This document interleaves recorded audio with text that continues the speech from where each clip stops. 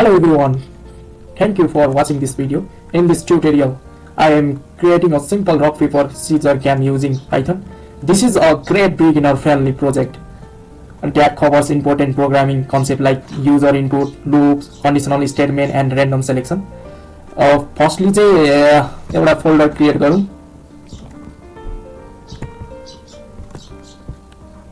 मैले गेम भनेर फोल्डरको नाम लेख्दिए. त्यसपछि VS Code ओपन गरौँ. VS Code ओपन गरिसकेपछि एउटा फाइलको नाम के दिउँ भन्दाखेरि रक पेपर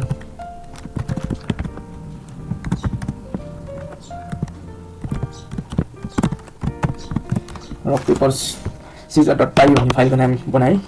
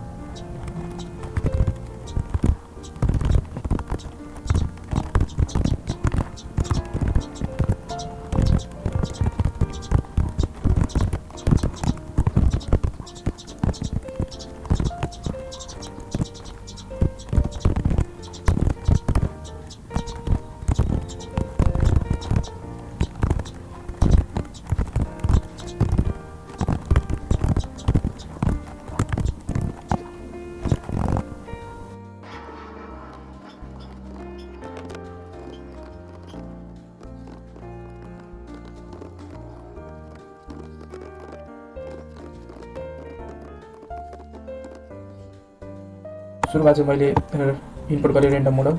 त्यसपछि लिस्ट क्रिएट गरेँ. त्यसपछि चाहिँ युजरलाई गेममा वेलकम गरेँ. त्यसपछि वाइल लुपहरू युज गरेँ. अनि त्यसपछि युजरको इनपुट लिनको लागि भेरिएबल क्रिएट गरेँ. अनि त्यसपछि प्रोग्रामलाई इन्ड गर्नको लागि गेमलाई इन्ड गर्नको लागि इफ कन्डिसन लेखेँ. त्यसपछि युजरले दिएको इनपुट यदि इनभ्यालिड कन्डिसन छ भने भाइलेट कन्डिसन इन्टर गर भनेर मेसेज दिनको लागि मैले यो स्टेटमेन्ट लेखेँ. त्यसपछि कम्प्युटरलाई चुज गर्न दिएँ. कम्प्युटरले रेन्डमली चुज गर्छ यो लिस्टमा भएको भेल्युहरू, यो लिस्टमा भएको आइटमहरूलाई चुज गर्छ रेन्डमली. त्यसपछि के चुज गरौँ भनेर यहाँनिर प्रिन्ट गराएको छु कम्प्युटरले के चुज गरौँ भनेर. अनि त्यसपछि यदि कम्प्युटरले चुज गरेको र युजरले चुज गरेको सेम भयो भने गेम चाहिँ टाइप हुन्छ भनेर लेखेको छु.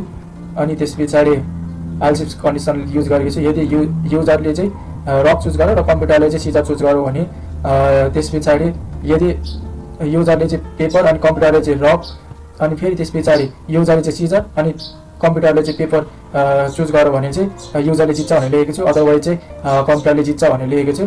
युजरले हार्छ भनेको चाहिँ यो चाहिँ प्रोग्रामलाई राम्रो देखाउनको लागि चाहिँ यो ब्ल्याङ्क प्रिन्ट गरेको छु. त्यति नै हो प्रोग्राममा, अरू त त्यस्तो केही छैन. अब त्यसपछि चाहिँ प्रोग्रामलाई रन गरौँ. रन गरेपछि यहाँ आयो. अब मैले जस्तै युजरमा भयो भने सिधै रक मैले टाइप गरेँ. त्यसपछि कम्प्युटरले पेपर गर्यो, मैले हारेँ. त्यसपछि मैले पेपर चुज गरेँ नि त. जाँदाखेरि सिजर चुज गरेँ, मैले फेरि हारेँ. त्यसपछि फेरि मैले रकै चुज गरिदिन्छु नि त. टाई भयो उस्तै आयो. त्यसपछि फेरि मैले फेरि टाई भयो. मैले पेपर युज गरेँ, यो लस्ट. के हो ग्याबै जितिनँ क्या मैले त. के गर्नु भन्दाखेरि रकै हारौँ न त. ल म त जितिनँ क्या हो ग्यामै. फेरि टाई भयो. ल म त जितिनँ त यार. यो लस्ट रक लस्ट. यसरी नै कन्टिन्यू गर्दै जाने हो. मैले चाहिँ जितिनँ, ठिकै छ केही छैन.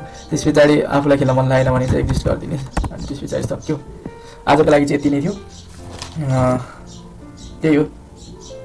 हेरिदिनु भएकोमा धेरै धेरै धन्यवाद. If you find this tutorial helpful don't forget to like, comment and subscribe गर्न चाहिँ है.